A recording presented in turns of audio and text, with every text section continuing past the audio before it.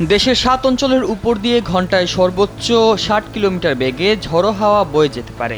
সেই সঙ্গে বৃষ্টি অথবা বজ্রসহ বৃষ্টি হতে পারে। তাই সেসব এলাকার নদীবন্দরগুলোতে ১ নম্বর সতর্ক সংকেত দেখাতে বলা হয়েছে। সোমবার দুপুর ১টা পর্যন্ত দেশের অভ্যন্তরীণ নদীবন্দরসমূহের জন্য দেয়া পূর্বাভাস থেকে এ তথ্য জানা গেছে।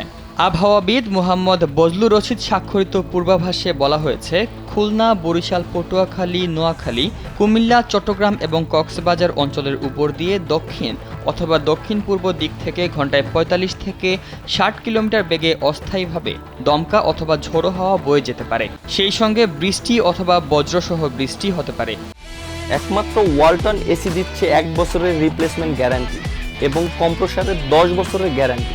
এদিকে আবহাওয়া অফিসের আরেক পূর্বাভাসে বলা হয়েছে, মঙ্গলবার সকাল পর্যন্ত খুলনা, বরিশাল ও চট্টগ্রাম বিভাগের অধিকাংশ জায়গায়, রংপুর বিভাগের অনেক জায়গায় এবং রাজশাহী, ঢাকা, ময়মনসিংহ ও সিলেট বিভাগের কিছু কিছু জায়গায় অস্থায়ীভাবে দমকা হাওয়া সহ হালকা থেকে মাঝারি ধরনের বৃষ্টি অথবা বজ্রসহ বৃষ্টি হতে পারে।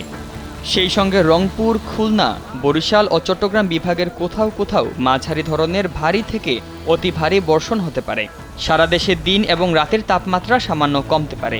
বুধবার সকাল পর্যন্ত রংপুর, খুলনা, বরিশাল, চট্টগ্রাম এবং সিলেট বিভাগের অধিকাংশ জায়গায় এবং রাজশাহী, ঢাকা ও ময়মনসিংহ বিভাগের অনেক জায়গায় অস্থায়ীভাবে দমকা হাওয়া সহ হালকা থেকে মাঝারি ধরনের বৃষ্টি অথবা বজ্রসহ বৃষ্টি হতে পারে। সেই সঙ্গে দেশের কোথাও কোথাও মাঝারি ধরনের ভারী থেকে অতি ভারী বর্ষণ হতে পারে।